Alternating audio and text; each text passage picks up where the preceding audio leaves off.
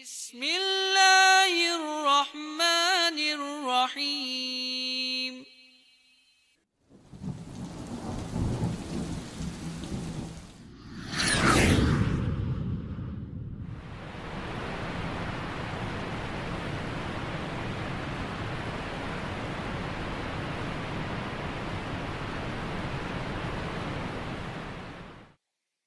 الحمد لله وكفى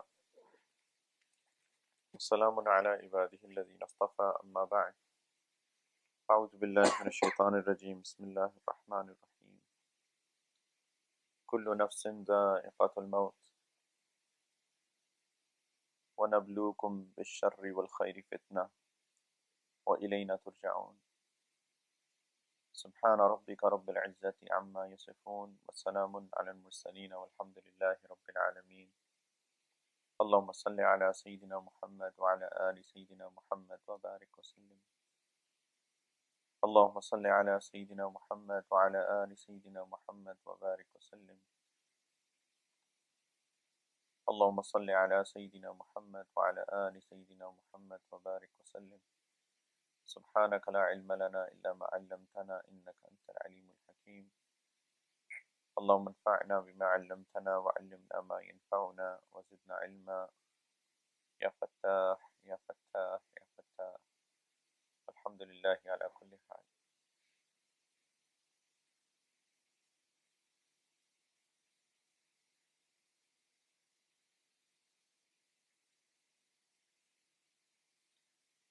This ayat of that Allah Ta'ala has mentioned in the Quran in Surah Al-Anbiya, Allah Ta'ala says kullu nafsin dha'iqatul maut, that everyone shall taste death without any exception. Kullu nafsin dha'iqatul maut. And then Allah Ta'ala says وَنَبْلُوكُمْ بِالشَّرِّ وَالْخَيْرِ فِتْنَةً, and I will test you with evil and with good. وَإِلَيْنَا تُرْجَعُونَ, and to me you will all be returned. So Allah Ta'ala has mentioned in this ayat the purpose of life, as to what should we be expecting from life. كُلُّ نَفْسٍ ذَائِقَةُ الْمَوْتِ, that we are all living to die. Everybody will pass away. There is no exception. There is nobody who's going to survive forever. So you must prepare for your death, number one. Number two, Allah Ta'ala is saying وَنَبْلُوكُمْ بِالشَّرِّ وَالْخَيْرِ فِتْنَةً, that I will surely test you with evil and with good. So the second purpose of life is that you will all be tested. This life is a test. وَإِلَيْنَا تُرْجَعُونَ, and to me is you will all be returned. So that's a repetition of what Allah Ta'ala said initially. كُلُّ نَفْسٍ ذَائِقَةُ الْمَوْتِ. So I know that we have spoken about it in the past, but this is something that we should keep on reminding ourselves with, that we will all be tested. We are all here so that we be tested. And those tests will not remain forever. Halat do not remain forever. If there is a good state, that does not remain forever, and if there is a bad state, that does not remain forever. Both. Allah Ta'ala says at one place in the Quran, وَتِلْكَ الْأَيَّامُ نُدَاوِلُهَا بَيْنَ النَّاسِ, that I keep changing days on people.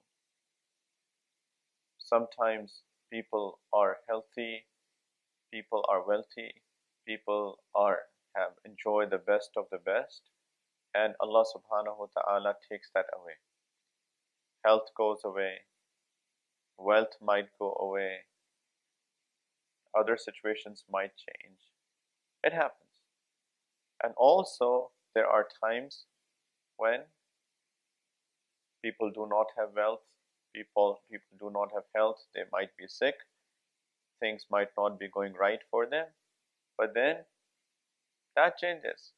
Allah Ta'ala gives them rizq. Allah Subhanahu wa Ta'ala gives them health.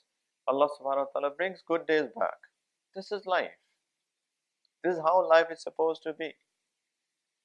وَنَبْلُوكُمْ بِالشَّرِّ وَالْخَيْرِ فِتْنَةً. And both states are tested, by the way. That's another thing. Allah Ta'ala is saying in this ayat that both states are a test. Even if people are enjoying good states, that is also a test. If people have wealth, people have health, that is also a test. In fact, I would say that is a bigger test. Not I would say, that's what ulama have said.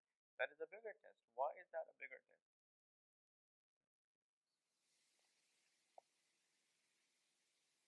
So that's a bigger test.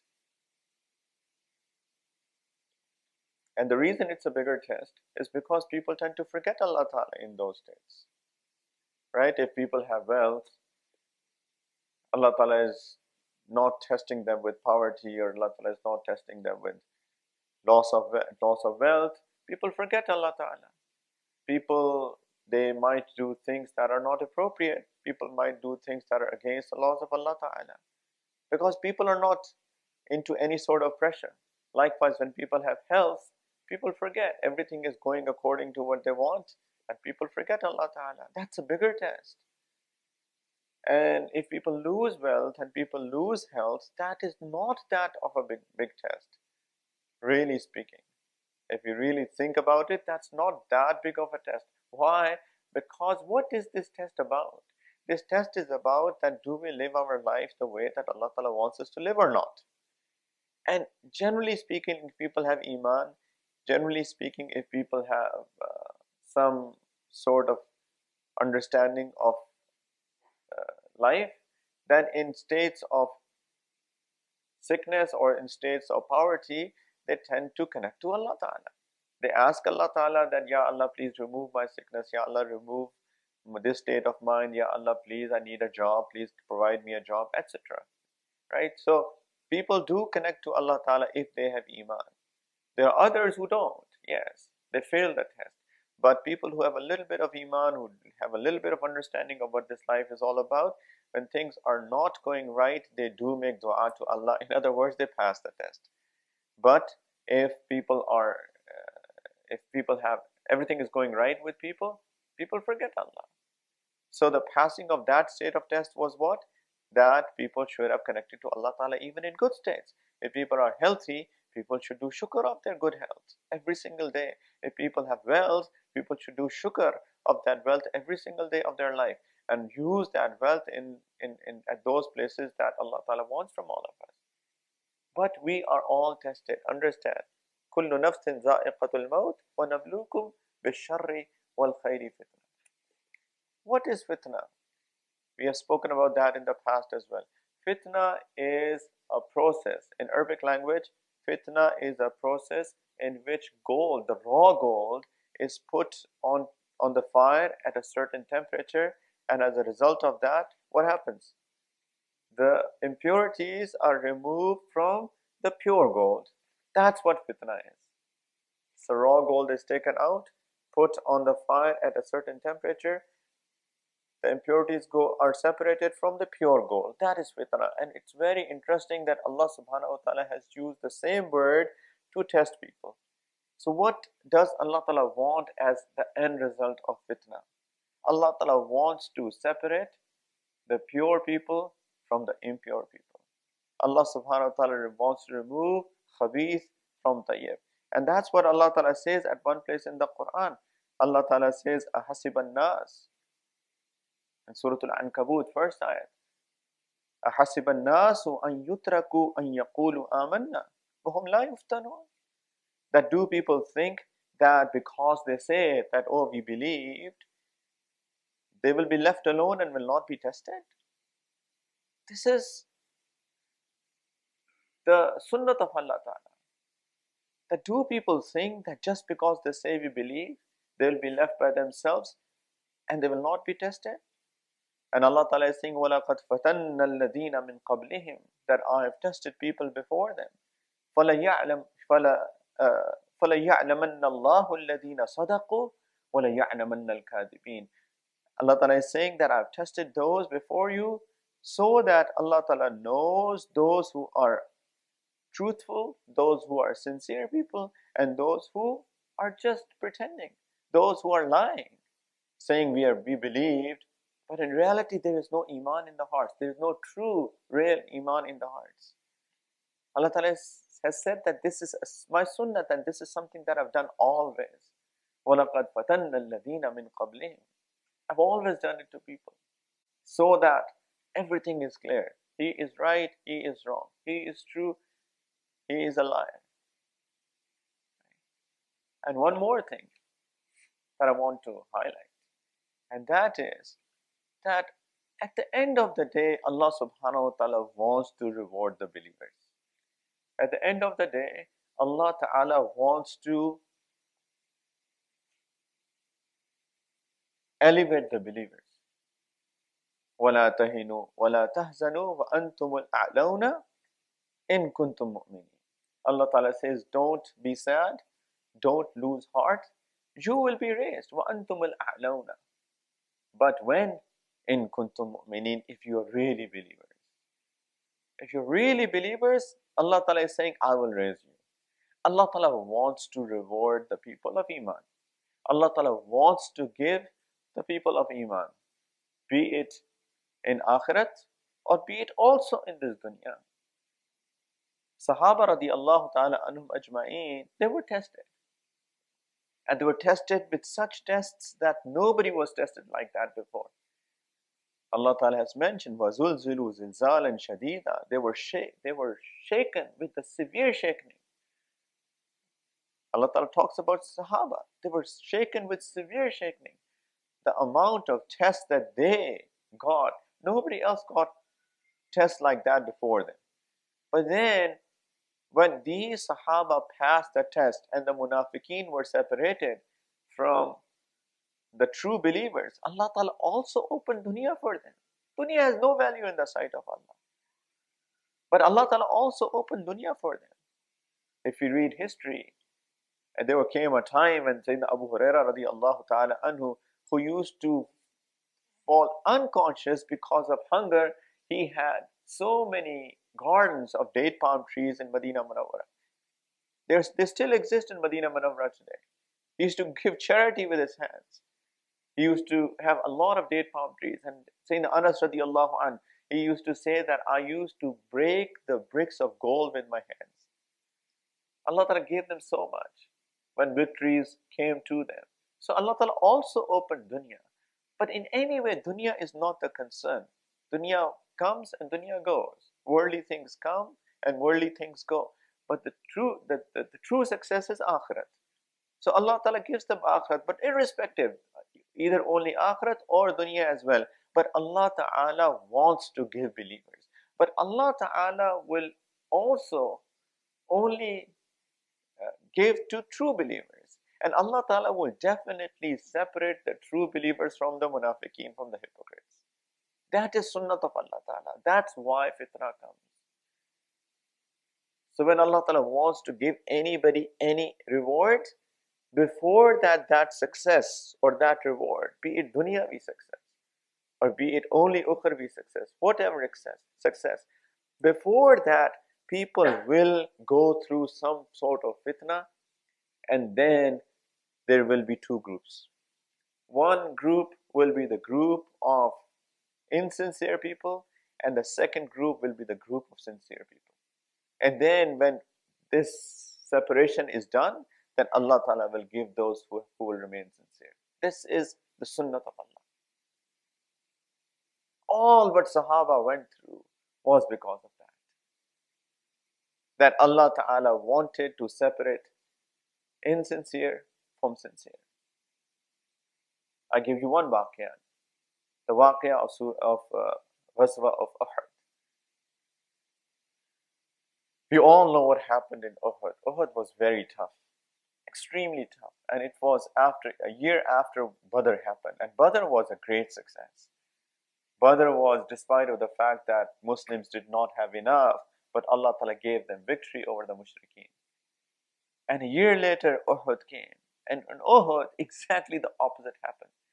In Badr, 70 mushrikeen were killed, and in Uhud, almost 70 Sahaba got shaheed. Exactly the opposite. And before that, when Nabi Kareem sallallahu alaihi wasallam was told that mushrikeen are coming, and he did mashwara with Sahaba as to where should we fight, and Sahaba said, and there were different opinions. Some said in the city, others said outside the city. But anyway, then they chose to go outside the city. Uhud, where Uhud is today, that used to be outside Medina Munawwara. Now it is part of Medina Munawwara, but that used to be outside Medina Munawwara. So they chose to go outside Medina Munawwara. But then the Munafiqeen, because they did not want to go with the believers, they started making all of those excuses. And there, in fact, there were some who left Nabi Kareem sallallahu alaihi wasallam midway through. They left them, and they gave excuses. And when that happened, what happened in Uhud, Allah Ta'ala says in the Quran, in Surah Ali Imran, that the Munafiqeen said, الَّذِينَ قَالُوا لِإِخْوَانِهِمْ وَقَعَدُوا لَوْ أَطَاعُونَ مَا قُتِلُوا. That if you had, they said to their brothers that you said, and if they had obeyed what we had said, they would not have been killed. Allah Ta'ala is saying, قُلْ فَادْرَءُوا عَنْ أَنفُسِكُمْ قُلْ فَادْرَءُوا عَنْ أَنفُسِكُمُ الْمَوْتَ إِن كُنْتُمْ صَادِقِينَ. So, you remove death from over you if you are truthful. And then Allah Ta'ala continues. And at another place, Allah Subhanahu wa Ta'ala is saying, if it doesn't matter, because they were supposed to go there and because it was written for them, it was written for them. But Munafiqeen, first thing first, that they did not go with the believers, and second, then they were making sort of fun. And look, because they did not listen to us, they had all happened what happened to them. So then this was very hard on Nabi Kareem sallallahu alaihi wasallam, right? Nabi Kareem sallallahu alaihi wasallam, he of course wanted good for everybody, and he expected good from everybody. And when there are some people who are part of that jama'at, who are part of that group, when they do something that is against the mainstream Muslims or mainstream people, then it hurts, isn't it? But anyway, Nabi Kareem sallallahu alaihi wasallam got hurt. And then one more thing happened, that right after Uhud, right after that, people inflicted so much injuries and so many wounds, these kuffar, when they left Uhud, when they left Medina Munawwara, and they reached a place called Hamra al-Asad. At that place, which is a few miles, I think 8 miles outside Medina Munawwara at that time, they thought, why did we leave? We should not have left. We should have gone back, and because Muslims are in such a state of loss, we should have just fought against them and we should have finished them. Why did we come back? So some ulama say that it was shaitan that put that idea in them. But Allah subhanahu wa ta'ala put awe of the Muslims in their hearts, and they did not return. And then some people also came to Muslims, and they told the Muslims that these kuffar are thinking of returning back to Medina Munawwara and fight. So Nabi Kareem sallallahu alaihi wasallam, he asked Sahaba radiyallahu ta'ala anhum ajma'in that, look, this is the state. These people are planning to return and fight. So who is ready to go and fight with them outside Medina Munawwara in Hamra al-Asad? And subhanAllah, these people were already tested. The pure were already separated from the impure. These Sahaba, despite of the fact that they were deeply wounded, Allah Ta'ala mentions that الَّذِينَ اسْتَجَابُوا لِلَّهِ وَالرَّسُولِ مِن بَعْدِ مَا أَصَابَهُمُ الْقَرْحِ, that these people who obeyed Allah and His Messenger, after that مَا أَصَابَهُمُ الْقَرْحِ, that after that the wound came to them, Qarh means deep wounds. There is a word in Arabic called jarh, and then there is a word in Arabic called qarh. Jarh is a wound, a simple wound. Qarh is a deep wound. Allah Ta'ala is saying deep wounds came to them. They were inflicted with deep wounds. But despite of that, they were ready to stand up and accept the call of Allah and His Messenger. لِلَّذِينَ أَحْسَنُوا مِنْهُمْ وَاتَّقَوْا أَجْرٌ عَظِيمٌ. Right? So they were ready. When Nabi Kareem Sallallahu Alaihi Wasallam asked them, they said, Ya Rasulullah, we'll go. Right? And Allah Ta'ala is saying, لِلَّذِينَ أَحْسَنُوا مِنْهُمْ, those who are good people amongst them, righteous people, وَاتَّقَوْا, and these are the people of taqwa, they will have a great ajr. Right? So as I said, some people came and they said to Muslims that these people are ready to come and fight against you again, despite of the fact that you are in such a state. Now, so there were two things that happened. Somebody came to Muslims and somebody went to the Mushrikeen and also told them that Muslims are coming after you. When the Mushrikeen came, or the news came from the Mushrikeen side that they are coming to fight against you, Allah Ta'ala says it did not change the state of the heart of the believers. Rather, what happened? الَّذِينَ قَالَ لَهُمُ النَّاسُ إِنَّ النَّاسَ قَدْ جَمَعُوا لَكُمْ فَاخْشَوْهُمْ.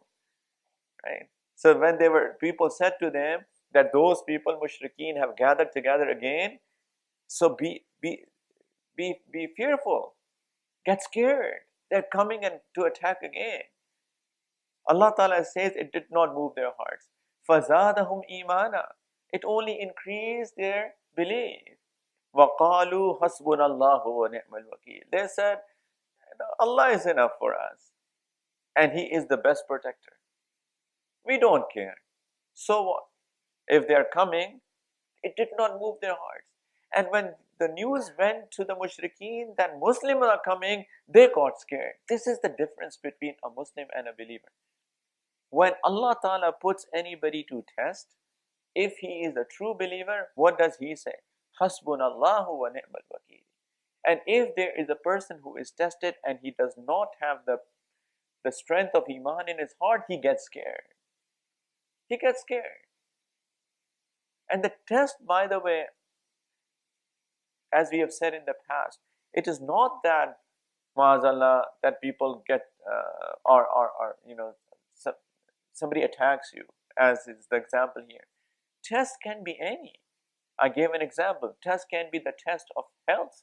Test can be a test of wealth. Test can be a test of loss of job. Test can be, anybody misbehaving around you. Test can be anybody going against you. All of these are tests, right? So there are people, when they are inflicted with some sort of sickness or they lose a job, some people lose hope so much, as if the world has been turned upside down. And Allah Ta'ala is saying that the true believers, if they are inflicted with any test, what do they say? Hasbunallahu wa ni'mal wakeel. They don't get scared with that. So when they were said that فَخْشَوْهُمْ إِنَّ النَّاسَ قَدْ جَمَعُوا لَكُمْ فَخْشَوْهُمْ فَزَادَهُمْ إِيمَانًا, they knew it's from Allah.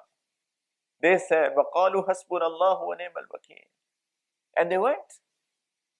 So please, the reason I'm mentioning this is there are so many people who start getting depressed, panic, get anxious, that I have this sickness for last 10 years, I have this sickness for last 20 years, I have this sickness for last 25 years.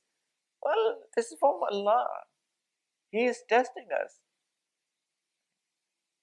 Look at Sayyidina Yaqub alayhi salam. Yaqub alayhi salam was also tested. Yaqub alayhi salam was also tested with sickness, right? With him losing Sayyidina Yusuf alayhi salam. Subhanallah, right? We all know the story, read Surah Yusuf, that he was tested. Sayyidina Ayyub alayhi salam was tested with sickness. There were Anbiya alayhi salam, almost all of them were tested. Why were they tested? Because Allah Ta'ala was preparing their heart for something good. Look at Yusuf alayhi salam, his tests, his fitna. Why was he tested? Because Allah Ta'ala was preparing him to become the, the Amir of Misr at that time. Allah Ta'ala wanted him to bring goodness in that country, which was a big country at that time, which was the main country that was controlling the economy of the majority of the world. And Allah Ta'ala wanted to bring goodness to the world, and Allah Ta'ala wanted to use Yusuf alayhi salam. But before that, Allah subhanahu wa ta'ala put him through that test.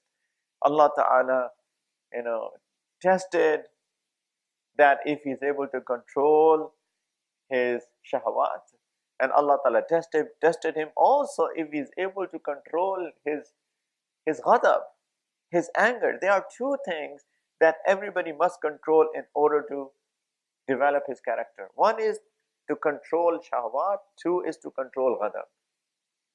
To bring shahwat and ghadab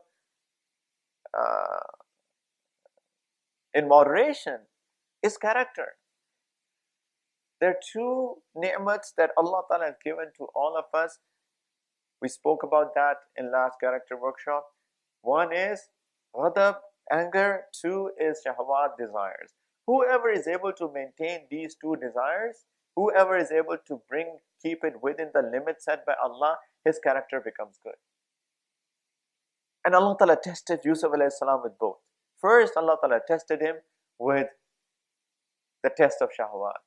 He was provoked by Zulaykha. And Allah Ta'ala wanted to check that if he's going to keep his shahwat in limits or not. He passed. Second, what happened? He was put into jail for a false accusation. And then he remained patient in there.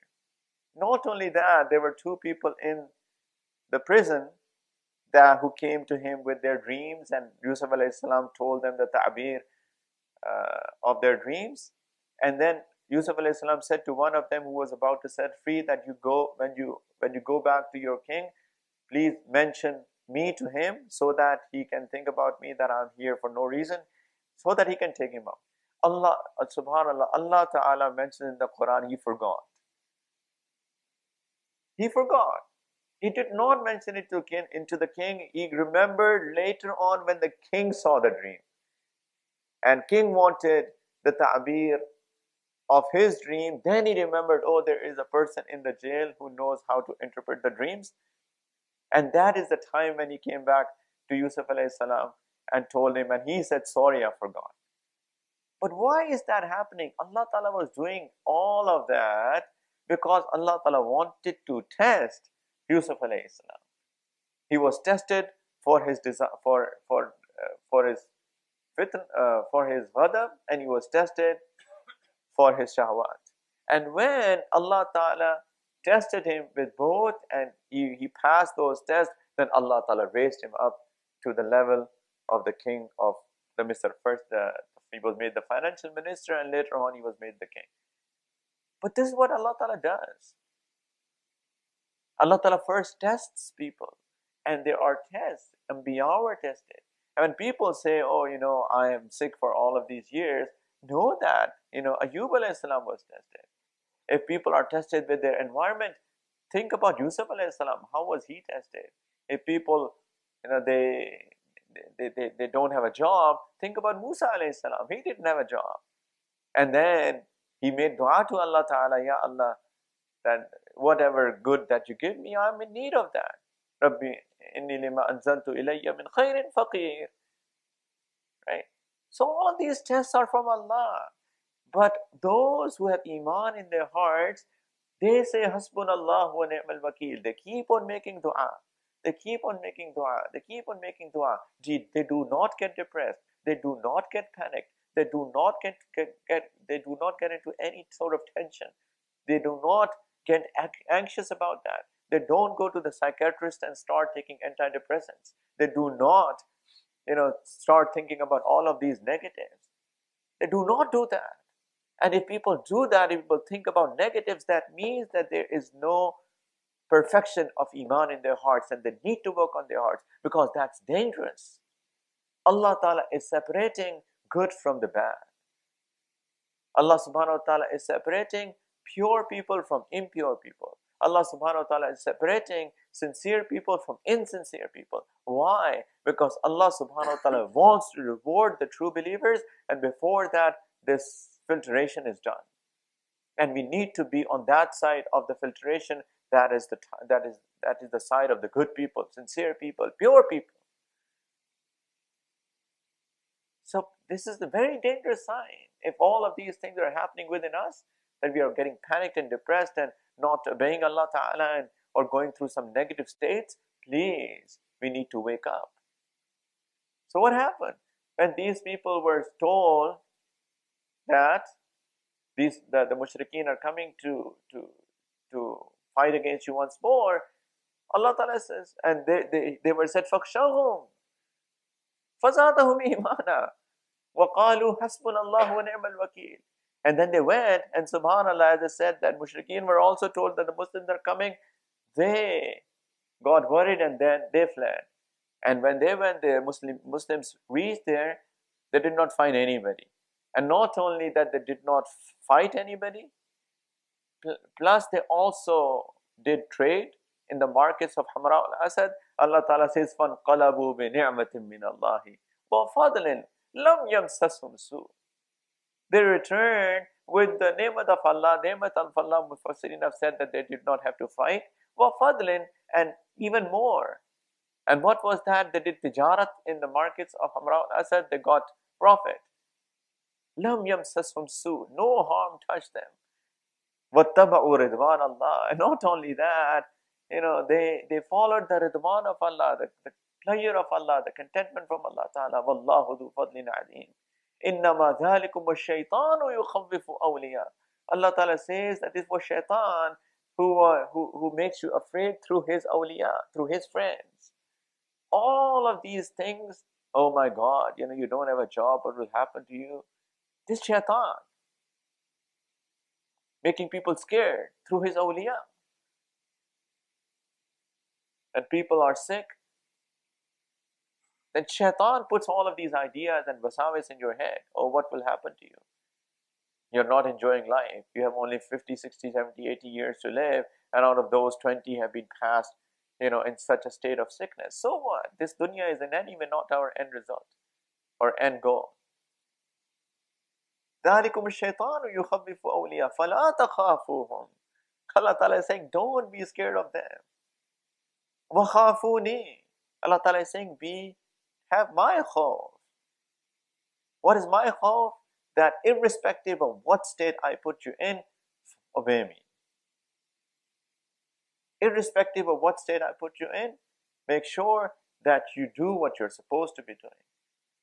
Pray 5 times a day. Make dua to me. Even if you're in a good state, make sure that you're obedient to me. If you're in so-called bad state, make sure that you connect to me and have a hope from me that things will change. And things will change. فَلَا تَخَافُهُمْ وَخَافُونِ إِن كُنْتُم مُؤْمِنِينَ. If you're really believers, if you're true believers, Allah Ta'ala is saying, don't be scared of all of these wasawis that shaitan puts in your head through his awliya.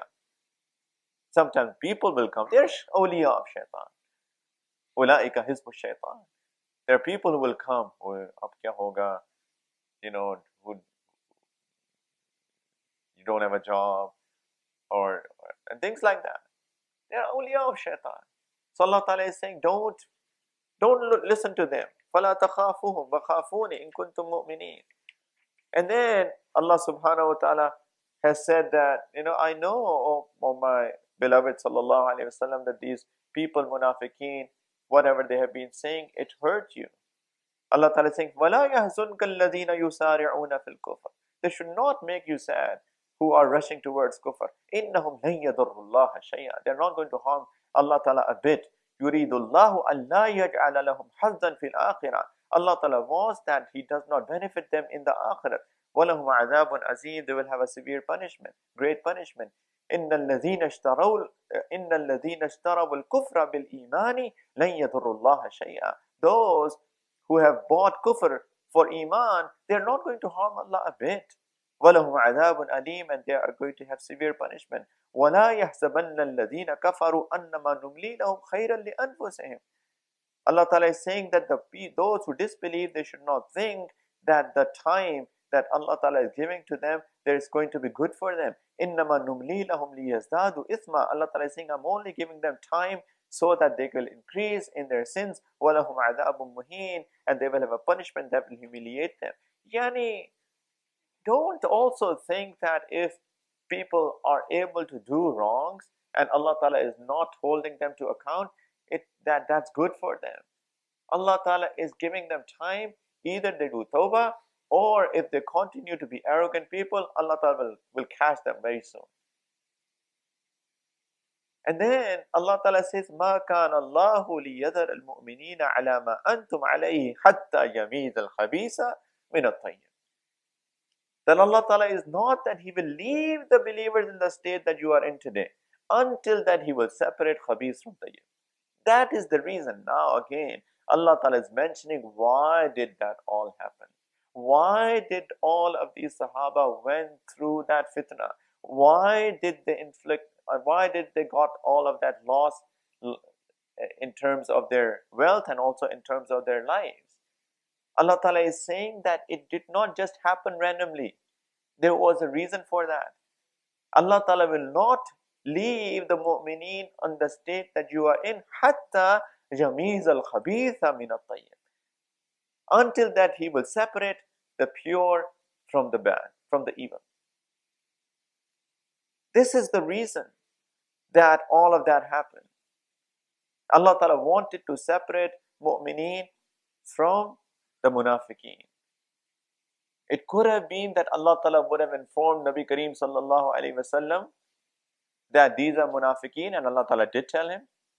But Allah Ta'ala could have also told Nabi Kareem sallallahu alayhi wasallam to tell all the believers, these are the munafiqeen, these are the hypocrites. But Allah Ta'ala did not allow Nabi Kareem sallallahu alayhi wasallam to tell believers as to who are the munafiqeen. Why? The reason is, it could have been done, but the reason Nabi Kareem sallallahu alaihi wasallam was not allowed to tell the believers that these are the munafiqeen, because what would have been the end result? That these 10 people are munafiqeen, Muslims, the believers would have cut themselves off from them. And these two people could have said, what sort of Islam is this, that these people are not hanging out with us, these people are not being good with us, right? They could have raised some objections. Allah Ta'ala took them through all of that process so that the Muslims can see with their eyes that, look, these are the munafiqeen. That is the reason. وَمَا كَانَ اللَّهُ لِيُطْلِعَكُمْ عَلَى الْغَيْبِ. Allah Ta'ala is saying, Allah Ta'ala is not that He will inform you of the ghaib, of the unseen. Any people, Sahaba, Allah Ta'ala is talking to Sahaba that Allah Ta'ala is not the one who reveals the news of the unseen upon you. And He could have told people about the names of the munafiqeen, but Allah Ta'ala, this is not the sunnah of Allah. Allah Ta'ala didn't want to do it in any way. And the reason is this. وَلَكِنَّ اللَّهَ يَجْتَبِي مِنْ رُسُلِهِ مَنْ يَشَاءُ. But Allah Ta'ala chooses a messenger from amongst people, whoever He wants. فَآمِنُوا بِاللَّهِ وَرُسُلِهِ. So believe in Allah and His messenger. وَإِن تُؤْمِنُوا وَتَتَّقُوا فَلَكُمْ أَجْرٌ عَظِيمٌ. And if you believe and you have taqwa, then you will have a great ajr. You will have a great reward. So this is why people go through fitnas. حَتَّى يَمِيزَ الْخَبِيثَ مِنَ الطَّيِّبِ. People will continue to go through fitnas, people. This is life. Until pure are separated from impure. This is not going to stop. This is life. And this is something that we all have to be very, very concerned about, people. The greatest of the fitna will be the fitna of Dajjal, and that will be an absolute filtration. And that is a very tough fitna. And Anbiya used to warn their people, their ummah, to make dua to Allah, that Ya Allah, save us from fitna of Dajjal. Nabi Kareem sallallahu alaihi wasallam used to make dua, Ya Allah, save me from the fitna of Masih Dajjal. That is going to be the toughest fitna. Why? Because whoever will follow Dajjal will have all the luxuries of the dunya, and whoever will reject Dajjal will lose dunya. Just imagine the people who are not willing to take their money out of the interest-based bank accounts because they're getting 3%, 4% extra, what will happen when the Dajjal will come? And even now, right, there are many, many places where, Muslims are going through tough times. And in those places, there are many, I'm not exaggerating, there are people who are willing to let go of their Iman so that they can enjoy this life. They don't want to go through all of these tough times. I was in the US when the unfortunate incident of 9/11 happened, right? And then there was a backlash by the non-Muslims. And there were people who changed their names. There were women who took off their hijab just because they did not want to be seen as Muslims so that nobody says anything to them. That's what happened. So this is a big fitna, of course. But then there are small fitnas, as I've already mentioned. People, please understand, this is all about Iman. Allah Ta'ala wants to reward Muslims, be it in dunya or akhirat. But that reward will only be given to pure people. Allah Ta'ala will not give it to a bunch of mix. Kabhi nahi hoga aisa. First, fitna comes. First, separation happens. Then Allah Ta'ala rewards people. Be it a small thing or be it a big thing. Be it dunyawi thing or be it ukhrawi thing. People are tested. I'll tell you one more story. There was a time in Bani Israel after Musa alayhi salam. The people went through very tough times. So a group of people came to their prophet. They said that, we cannot live like this. Do something. So we want to fight against this oppression. So do something. Give us a leader so that we can follow him and so that we can stand against the oppression that's going on. So Allah Ta'ala mentions that this Nabi, this Prophet, told the people with the hukam of Allah Ta'ala that there is a person called Talut. He is your leader. وَقَالَ لَهُمْ نَبِيُّهُمْ إِنَّ اللَّهَ قَدْ بَعَثَ لَكُمْ طَالُوتَ مَلِكًا. Allah Ta'ala said that their Nabi, whoever they went to, his name is mentioned in Tafasir possibly, but not in the Quran.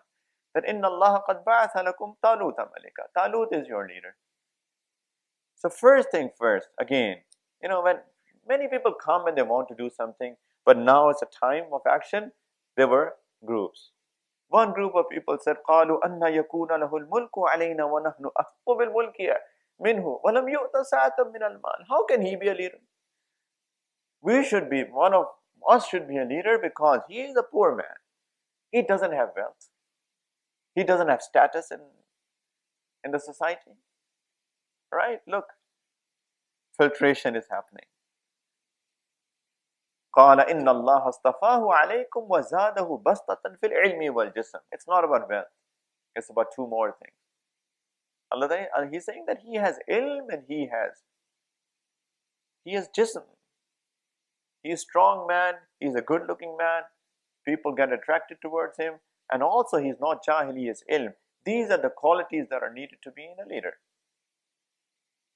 Not wealth. So he is, وَاللَّهُ يُؤْتِي مُلْكَهُ مَنْ يَشَاءُ وَاللَّهُ وَاسِعٌ عَلِيمٌ. It's Allah Ta'ala's choice, not yours. Anyway, so Talut was made a leader. Now, he started, this group started moving towards those who were oppressing them. So what happened? Talut tested people. Why? Because he knew very, very well that only those, Allah Ta'ala is going to reward those who are going to be pure people, and He's not going to give to those who are impure people.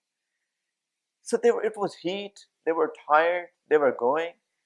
Allah Ta'ala says, فَلَمَّا فَصَلَ طَالُوتُ بِالْجُنُودِ قَالَ إِنَّ اللَّهَ مُبْتَلِيكُمْ بِنَهَرٍ. That they are going to be tested with a river. They're going to be, Allah Ta'ala will try us with a river. So what happened was, they were very thirsty, and they were all going, and there came a river, and they wanted to drink water, but Talut said, nobody is going to drink from this river. And if you are really thirsty, all what I allow is one scoop of water. One hand, just handful of water. That's it.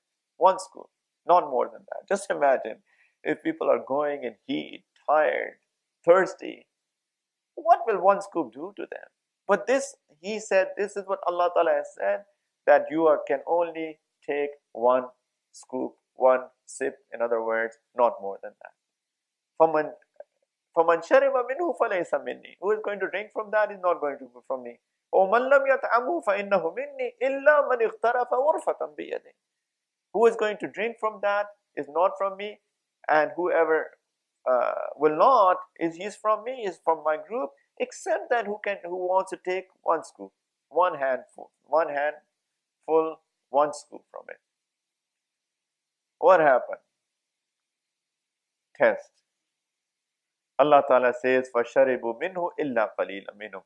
Majority of the people, they drank, except very little.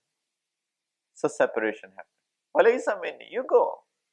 You fail the test, you go back. So small group remained with Talut. Now, another test. فَلَمَّا جَاوَزَهُ هُوَ وَالَّذِينَ آمَنُوا مَعَهُ. So those people remained, when they went forward, and they saw, so there was a fight with Jalut. So when they saw the army of Jalut, they said, قَالُوا لَا طَاقَةَ لَنَا الْيَوْمِ بِجَالُوتَ وَجُنُودِهِ. Oh my God.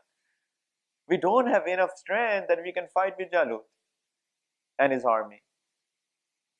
But then there was a group of people who had pure Iman. They said, وَقَالَ الَّذِينَ يَظُنُّونَ أَنَّهُمْ مُلَاقُو اللَّهِ كَمْ مِنْ فِئَةٍ قَلِيلَةٍ غَلَبَتْ فِئَةً كَثِيرَةً بِإِذْنِ اللَّهِ. Who cares? How many times it has happened that a small group has defeated a large group? وَاللَّهُ مَعَ الصَّابِرِينَ.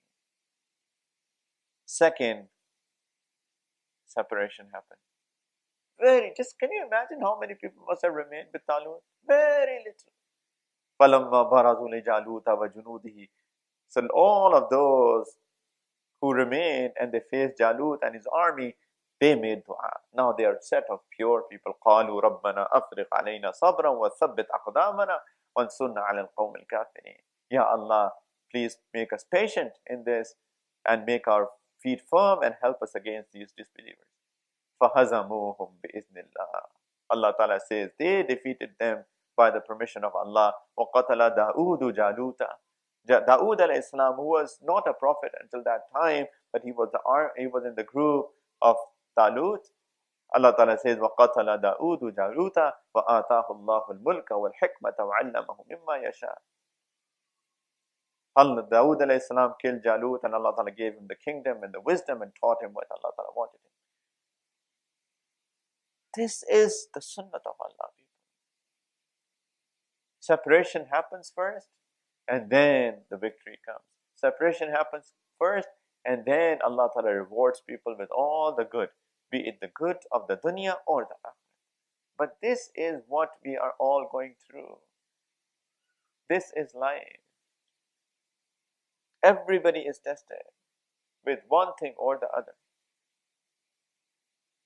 Be it at a mass level, or be it at individual levels, be it the family levels, or be it the community levels. But everybody is going through some sort of a test, one or the other. Allah Ta'ala is separating good people from the bad people. And Allah Ta'ala wants to reward people, but that will only be rewarded to those. Allah Ta'ala will only reward those who will remain pure. आखिर में मिलेगा उसी को.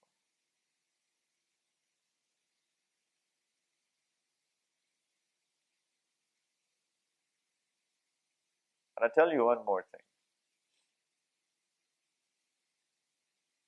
The pure, sincere people in every generation have always been a very small group of people. There's never been huge, except Sahaba. Sahaba were, I think, the biggest group of people that were the bunch of the sincere people. There were 100,000 plus. but I don't know of any other general Jamaat who has been in such a big number and have been sincere people.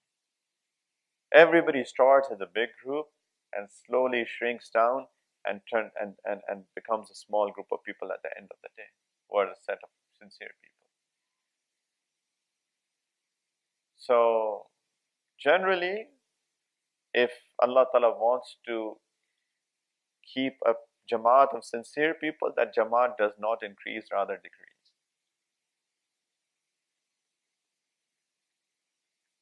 If Allah Ta'ala wants to keep a Jamaat of sincere people, generally that Jamaat does not increase, rather decrease.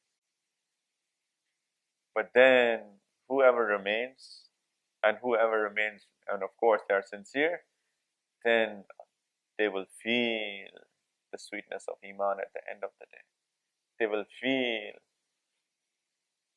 that help coming from Allah Ta'ala. They will feel that connection with Allah Ta'ala. But for that, we need to work on our hearts, people. We all need to work on our hearts. मेहनत की ज़रूरत है. This is life. This is life. كل نفس ذائقة الموت وَنَبْلُوكُمْ بِالشَّرِّ وَالْخَيْرِ فِتْنَةً وَإِلَيْنَا تُرْجَعُونَ. Allah Ta'ala said, everybody is going to go back to Allah. Everybody shall taste death, and I will test you with good things and bad things. This is life. تبارك الذي بيده الملك وهو على كل شيء قدير الذي خلق الموت والحياة ليبلوكم أيكم أحسن عملا. Allah Ta'ala is saying that the only reason I've created death and life so that I can test as to who amongst you does the best actions. It's all about amal. Everything else, people, is temporary. Everything else is fake. Be it your jobs, be it your families, be it your children, be it your spouse, be it your parents, be it the houses that we live in, be it the society, the community, be it anything is temporary and it's fake. At the end of the day, Allah Ta'ala is testing people through all of this. And Allah Ta'ala wants to test who is pure, who is impure, so that He can enter the pure people into Jannah. This is life. You don't get worried about things if they're going wrong with you, and don't get overjoyed if things are going right with you. Please, in every single state, both are fitna. وَنَبْلُوكُمْ بِالشَّرِّ وَالْخَيْرِ fitna. Both are fitna. Allah Ta'ala is testing us if we respond to the ahkam of Allah Ta'ala in the right way. This is what Allah Ta'ala is doing. Right? This is life. Life is nothing more. So please, learn what Allah Ta'ala wants from all of us. Behave. Let's become source of goodness in the dunya and not become source of evil in this dunya. We are not here to spread evil. Let it be the evil in our own house, or be it in the evil in the communities or in the cities or the countries that we live in. We are Muslims, and we are supposed to spread peace, and we are supposed to spread goodness in our houses, starting from our houses, and in our communities and the cities and the countries that we live in. Right? Understand what Allah Ta'ala wants from all of us. Let's pass these tests, and inshallah Ta'ala, Allah Ta'ala, if Allah Ta'ala wants, you will feel the goodness in this dunya as well. Allah Ta'ala will also grant you, all of us, inshallah Ta'ala, with success in this dunya as well. But that is still temporary. The true success is the success of Akhirat. But inshallah, if we continue to make an effort on ourselves, and inshallah Ta'ala continue to walk on the path of Allah, Allah Ta'ala will definitely, inshallah Ta'ala, reward us in Akhirat. May Allah Ta'ala allows us to understand all of this. May Allah Ta'ala allows us to understand life, and may Allah Ta'ala allows us to see what's going on within us and around us, so that we can pass these tests, and so that we be able to act the way that Allah Ta'ala wants us to act. Wa akhiru da'wana alhamdulillah. I just want to remind everybody, last week I requested everybody something, or 2 weeks ago I think, and that was that everybody should please read Quran, and with its meanings, and ponder upon it every day, be it a page or two, does not matter. But I requested everybody. I'm not sure if people have started doing it or not. I did not just say it for the sake of saying it. I wanted people to act upon it. It does not take a lot of time after Fajr if people just sit. It takes max, I would say, 5 to 10 minutes to to recite 2 pages of Quran with translation and ponder a little bit. People, please, I mean, what I said was for a reason, and that reason is that we need to start developing our Iman. And one of the ways to develop Iman is by pondering over Quran. And if people are not doing tadabbur over Quran, people are not pondering over Quran, there is no way that people can develop that Iman that Allah Ta'ala wants from all of us. There is no way. This is kalam of Allah Ta'ala. It is a book of Allah. Allah Ta'ala has sent us this so that we read it and we ponder upon it and we act upon it. This is the main source of our deen. Right? This is the main source of our deen. Along with hadith, of course. But hadith is the explanation of Quran if we take it like that. Hadith is also, it's explanation of Quran. It's like an add-on sort of. It is also wahi, but that's ghair matlu. We don't recite it just like we don't do tilawat of it like the way that we do tilawat of the Quran. But it is also wahi. وَمَا يَنْتِقُ عَنِ الْهَوَىٰ إِنْ هُوَ إِلَّا وَحْيٌ يُوحَىٰ. Hadith is also wahi. But this is something that's matlu. The tilawat of it should be done. Tilawat of Quran is to be done. Allah Ta'ala wants us that we do tilawat of it, and we also أَفَلَا يَتَدَبَّرُونَ الْقُرْآنَ. Allah Ta'ala is asking us a question, don't you do tadabbur of Quran? أَمْ عَلَى قُلُوبٍ أَقْفَالُهَا. Or there is a lock, there is a seal over their hearts. So if you want to remove that seal, please don't take it lightly. What I said is don't take it lightly. People keep on asking, tell me what to do, tell me what to do. There are many, in fact, majority of the people who are connected, they ask this question, tell me what to do. When I mention what to do, then they don't do it. I don't understand that. We are told that we should be doing mamulat. We are told that we should be doing muraqabah. We are told that we should be, praying for men in the masjid. We should go and do with jamaat. I mean, if not masjid, then in a musalla with a jamaat. But pray in jamaat, right? We are told that, we should be reciting Quran and we should also reflect on Quran. Not much. I'm not saying do it 1 juz a day. 2 pages a day. 1 page a day. Let it be 1 page a day. If you are so busy that you are there conquering the whole world, 1 page a day. Like, I don't know if I ask people, if I put a poll out there, did people do it? I don't know how many people will be sincere enough to say, yes, I did. If not, then what's the point of listening to all what is said? The reason that we sit here, we talk about it, we talk about things, people is going online, is so that people listen to what is said and so that people make a niyyah to act upon it.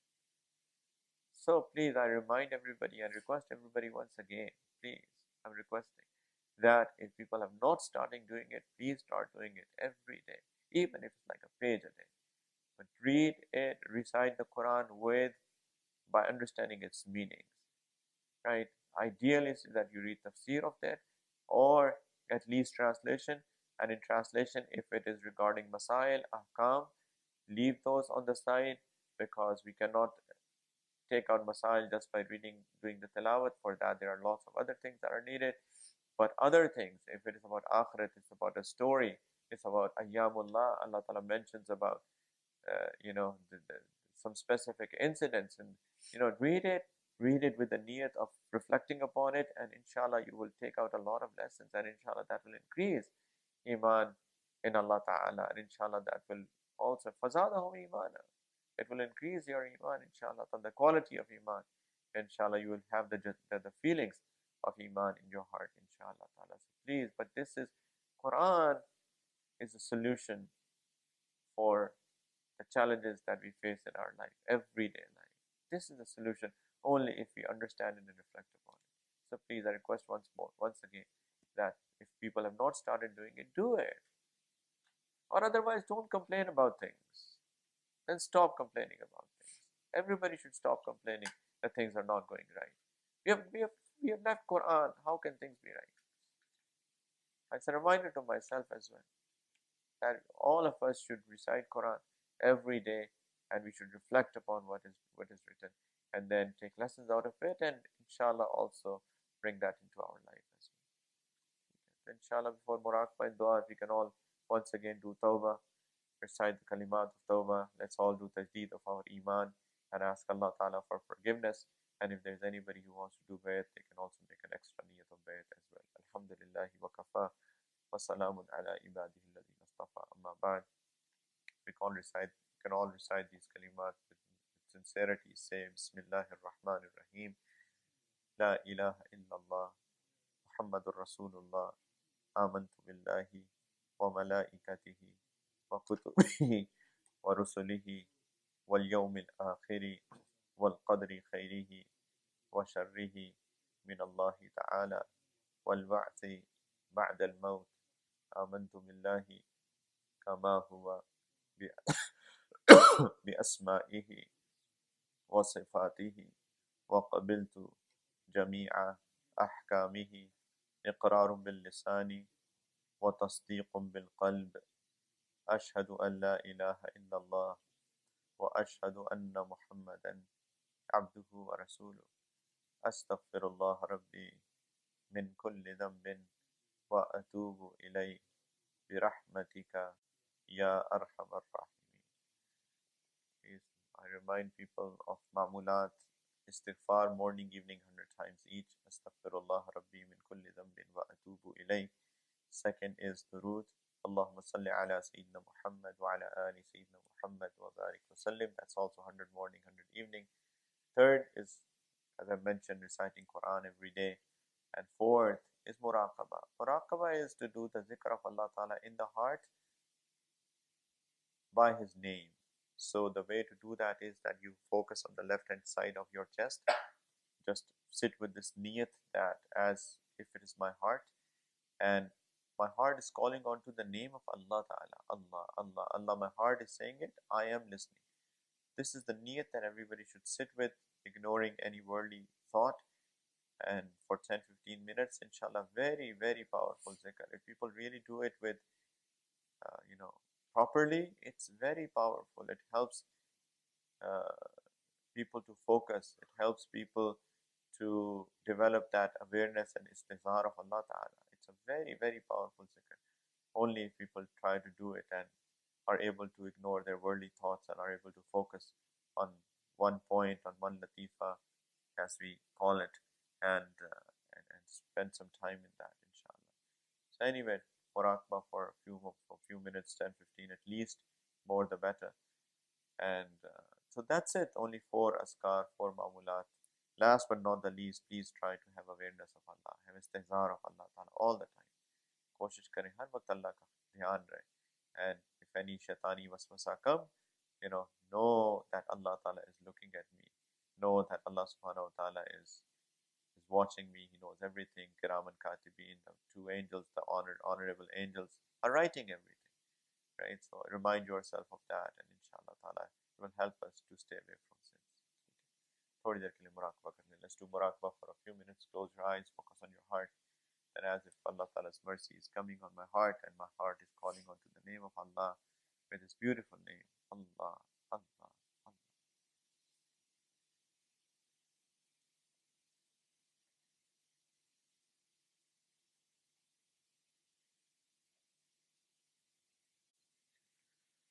لا إله إلا الله محمد رسول الله. دعا کرنے سبحان ربی الأعلى الوهاب.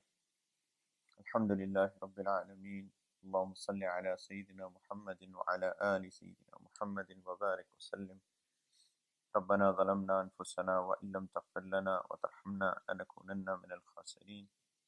ربنا لا تزغ قلوبنا بعد إذ هديتنا وهب لنا من لدنك رحمة إنك أنت الوهاب.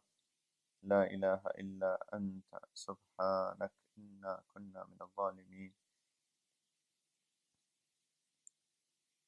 يا مقلب القلوب ثبت قلوبنا على دينك. يا مصرف القلوب صرف قلوبنا على طاعتك. اللهم حبب إلينا الإيمان وزينه في قلوبنا وكر إلينا الكفر والفسوق والعصيان واجعلنا من الراشدين. اللهم آت نفوسنا تقواها وزكها أنت خير من زكاها أنت وليها ومولاها.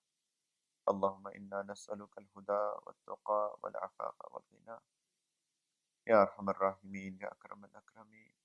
Ya Allah, please accept this gathering from all of us. Ya Allah, all what is said, Ya Allah, please accept it. All the wrongs, Ya Allah, things that, that have happened, Ya Allah, slip of the tongue, lack of ikhlas, lack of adab. Ya Allah, we beg you, Ya Allah, that you please ignore our shortcomings and still accept it from all of us. Ya Arhamar Rahimin. Ya Allah, once again, we all do tawbah from all the sins that we do. Ya Arhamar Rahimin, please accept our tawbah. Ya Arhamar Rahimin, we know that you love those people who keep on doing tawbah. Ya Allah, please, we beg you that you accept our tawbah and also make us steadfast on our tawbah, Ya Allah. Ya Allah, every time that we do tawbah, we have this niyat that we won't go back to our old life of sins. But Ya Arhamar Rahimin, we slip again. Our nafs overcomes us and we start slipping. Ya Allah, we beg you, Ya Arhamar Rahimin, that you please make us steadfast on our tawbah. Ya Arhamar Rahimin, allow us to live a life of your obedience, Ya Allah. And Ya Allah, save us from your disobedience. Allah, give us the honor of your obedience and save us from the disgrace of your disobedience. Ya Arhamar Rahimin, Ya Akram al-Akramin. Please protect all of us from all shurur and all fitan, Ya Allah. Ya Arhamar Rahimin, Ya Allah, we beg you that you please, Ya Allah, please don't put us into any test that we are not able to take, we are not able to bear, Ya Allah. Ya Allah, Ya Allah, please don't put us into any burden, Ya Arhamar Rahimin, any test, Ya Allah, that we are not able to take, Ya Allah. Ya Allah, we are very weak people, Ya Arhamar Rahimin, and you know the states of our hearts. Ya Allah, if you test us the way that you tested people before us, Ya Arhamar Rahimin, Ya Allah, it is highly likely that we will end up in the group of Munafiqeen. Ya Arhamar Rahimin, we beg you, Ya Allah, that you please do not test us, Ya Allah. Ya Allah, Ya Arhamar Rahimin, please don't put us into any extra difficulty, Ya Allah. Ya Arhamar Rahimin, please hide our faults, Ya Arhamar Rahimin, and please protect all of us, Ya Arhamar Rahimin. Ya Allah, Nabi Kareem Sallallahu Alaihi Wasallam has truly said, Inna Sa'ida liman junnib al-fitan, and he is fortunate who is saved from fitnas. Ya Allah, please, we beg you that you make all of us from those who are fortunate people. Ya Allah, please, Ya Allah, we want sa'adat, Ya Allah, please save us from shaqamat. Ya Arhamar Rahimin, Ya Akram al-Akramin. Ya Allah, please accept us all for the service of your deen. Ya Allah, we know we are not worthy to serve your deen, we are not qabil, but we also know that it is not about qabiliyat, it is all about kubuliyat. Please accept us all, Ya Allah. Ya Allah, all the asbab that we need, please you provide from your infinite treasures, Ya Allah. Please provide from your infinite treasures, Ya Allah. Please provide from your infinite treasures. Ya Allah, with khair, with barakat, with wusat, with afiyat, with izzat, Ya Allah. Ya Allah, please, Ya Arhamar Rahimin, please, we beg you that you protect all of us. Ya Allah, please don't put us in any fitna in serving your deen as well, Ya Arhamar Rahimin. Ya Allah, please save us all from evil people, the evil of people. Ya Allah, please protect us all from jealousy. Please protect us all from evil eye. Please protect us all from any sort of evil that is out there in people and in jinnat. Ya Allah, we beg you that you please keep us all in your protection, Ya Allah. Ya Arhamar Rahimin, Ya Akram al-Akramin. Please protect our Iman. Please protect Iman of our children, Ya Allah. Please protect Iman of our generations to come, Ya Allah. Please protect Iman of our parents, Ya Allah. Please protect Iman of our family members. Ya Allah, please protect Iman of our spouses. Ya Allah, please protect Iman of every single ummati, Ya Allah. Please protect Iman of our youth, Ya Allah. Ya Rahman Rahim, please protect our Iman. Ya Allah, please protect our Iman. Ya Allah, it is the biggest blessing that you have given to us, and we did not do qadr of it the way that we should do. We should have done qadr of it. Ya Allah, we beg you of forgiveness of this sin.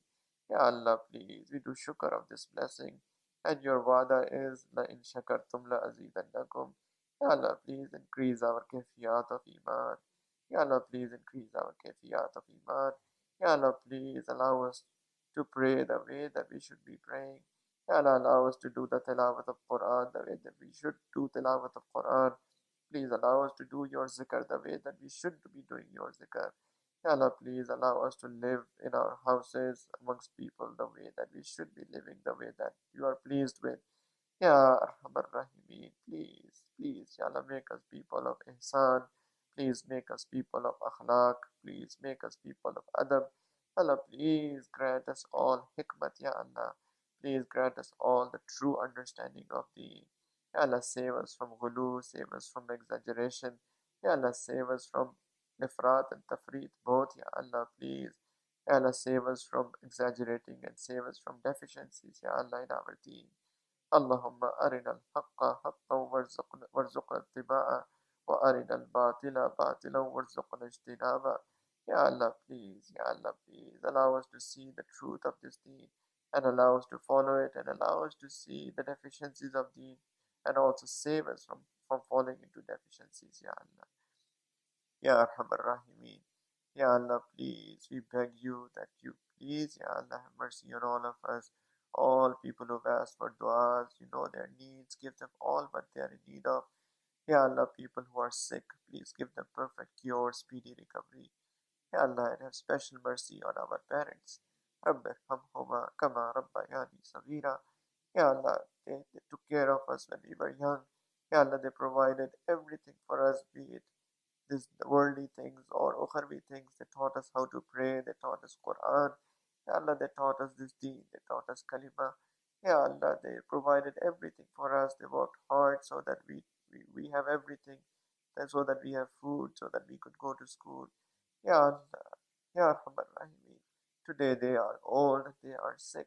Ya Allah, Ya Rahman Rahimi, have mercy on them.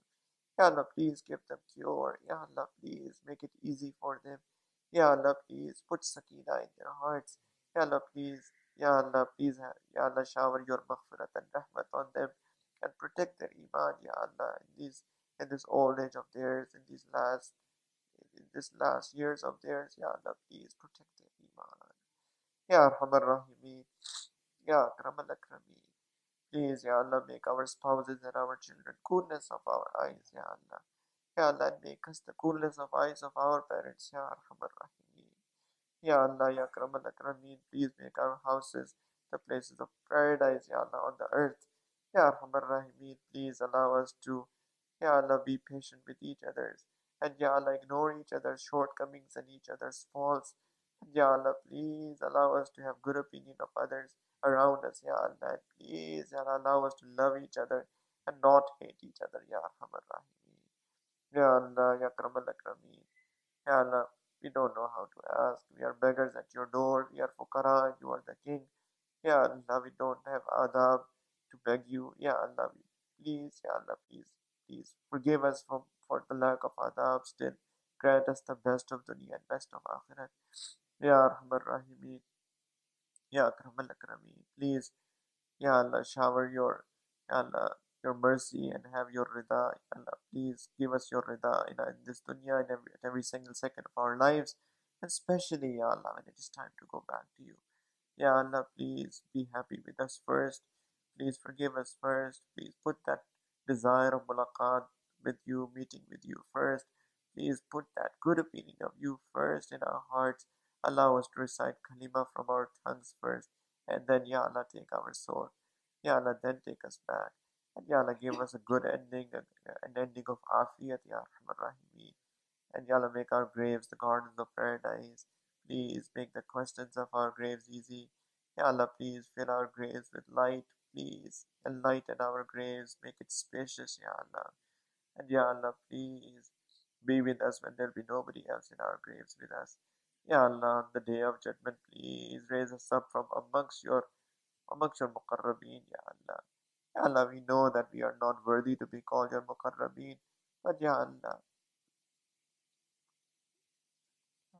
we love your muqarrabeen. Ya Allah, we want to be like them, although we cannot be like them. Our nafs drags us back. Ya Allah, whatever we do, we cannot be with them. or we like them, Ya Allah, but we will love them. And Nabi Kareem sallallahu alayhi wasallam has truly said, Al-mar'u ma'a man ahabba. Ya Allah, just because of our love for them, please include us in that group, Ya Allah, on that day. Ya Allah, please include us from amongst your friends and not from amongst your enemies. Ya Allah, although we slip every day, but Ya Allah, we don't want to rebel against you, Ya Allah. We want to, Ya Allah, we want to follow you, we want to obey you, Ya Allah. But we slip. But Ya Allah, please don't put us in the group of your enemies. Ya Allah, please put us in the group of your friends, Ya Allah. Ya Rahman Rahimeen, give our books in our right hands. Please give us the shade on that day when there'll be no other shade. Please give us water from the blessed hands of Nabi Kareem sallallahu alaihi wasallam. Ya Allah, grant us, Ya Allah, please grant us all His shifa'at, and please gather all of us in Jannat al-Firdaus under His blessed feet. And most of all, Ya Allah, grant us all your perfect vision, Ya Allah. Ya Allah, please, Ya Allah, please, Ya Allah, please. We don't know how to ask, and all of us, Ya Allah, and everybody else who has any needs, Ya Allah, grant them all what they are in need of, because we know that there is no other place that we can get our things from other than you. Ya Allah, we are absolutely reliant on you. Hasbunallahu wa ni'mal wakeel, ni'mal mawla wa ni'mal nasir. ربنا تقبل منا إنك أنت السميع العليم وتب علينا إنك أنت التواب الرحيم. صلى الله على النبي الكريم وعلى آله وصحبه أجمعين برحمتك يا أرحم الراحمين والحمد لله رب